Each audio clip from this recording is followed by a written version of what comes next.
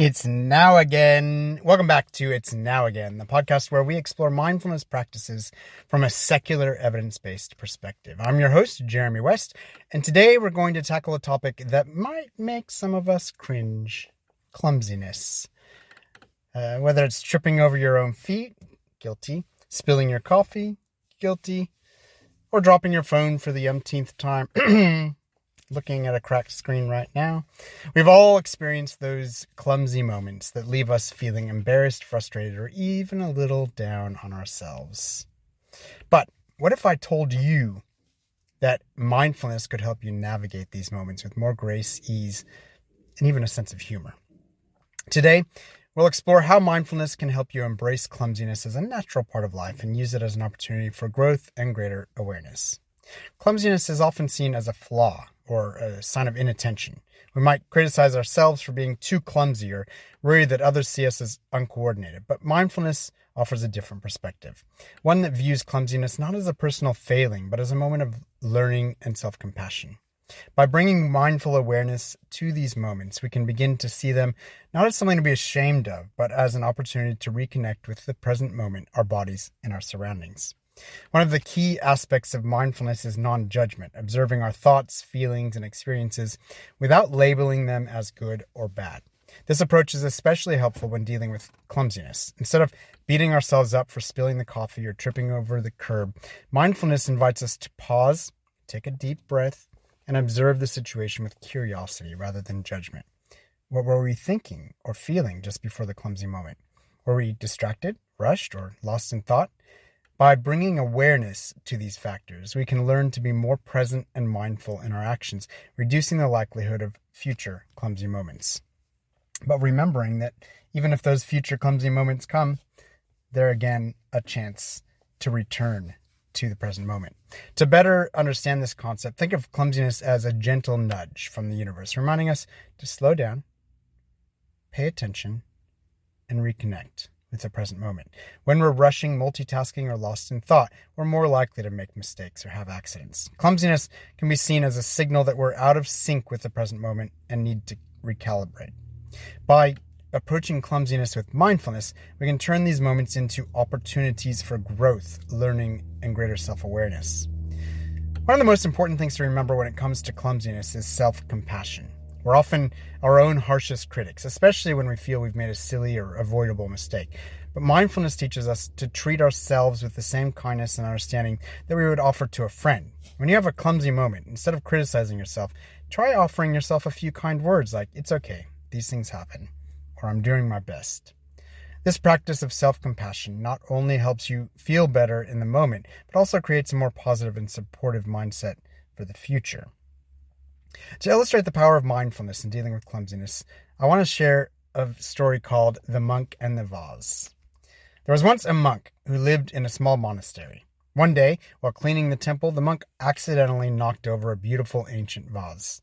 The vase shattered into 100 pieces, and the monk was filled with regret and self-blame. He thought to himself, "How could I be so clumsy? This vase was priceless, and now it's ruined." The monk's teacher, noticing his distress, approached him and asked what was wrong. The monk explained what had happened, expecting to be reprimanded, but the teacher simply smiled and said, "The vase was already broken." Confused, the monk asked, "What do you mean, master?" The teacher replied, "Everything in this world is impermanent. The vase, like all things, was destined to break eventually. What matters is not the breaking of the vase, but how you respond to it. Will you choose to dwell in regret, or will you accept what has happened and move forward with grace?" This story reminds us that clumsiness, like all experiences, is part of the impermanent nature of life. By embracing these moments with mindfulness and self-compassion, we can choose to respond with grace rather than regret, turning what could be a source of frustration into an opportunity for growth and acceptance. Now that we've explored the concept of clumsiness and mindfulness, let's talk about some practical techniques you can use to bring mindfulness to those clumsy moments in your life. Number 1, practice mindful movement. One way to reduce clumsiness is to practice mindful movement in your daily activities. Whether you're walking, reaching for an object, or pouring a cup of tea, bring your full attention to the movement. Notice the sensations in your body, the pace of your actions, and the coordination required. By moving mindfully, you can develop greater awareness of your body and reduce the likelihood of clumsy moments. Number 2, use clumsy moments as a mindfulness bell.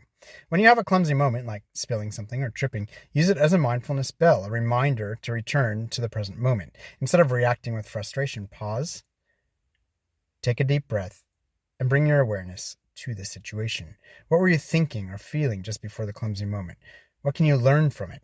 This practice helps you stay grounded and aware, even in challenging situations. Number 3, cultivate self-compassion. When you experience a clumsy moment, practice self-compassion.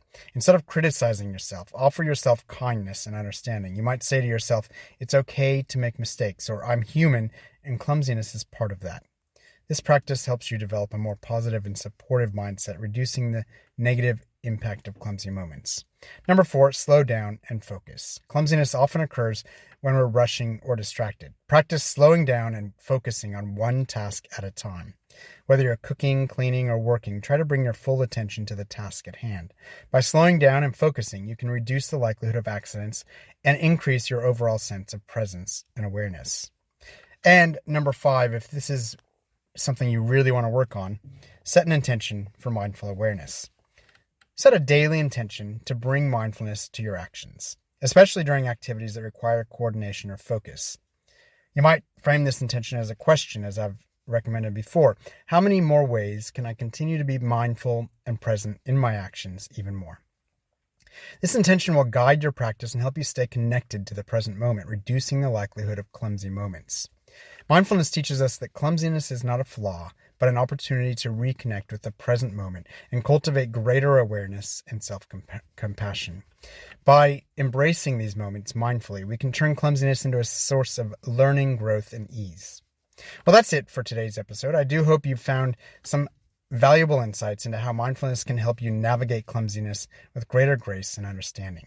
If you're interested in going deeper into your mindfulness practice, or you need personalized guidance in bringing mindfulness to your daily life, I offer one-on-one coaching sessions where we can explore these topics together. Visit jeremywest.net for more information. You can also check out my new app, which is called It's Now Again. You can see that at jeremywest.net or in your app store, and you'll find a growing library of mindfulness practices, including guided meditations to support your journey of mindful movement and self-compassion. If you enjoyed this episode, please subscribe, share it with others who might benefit, and rate the podcast. Your support helps us reach more people and continue exploring these important topics together. Until next time, keep practicing, keep growing, and remember, it's now again.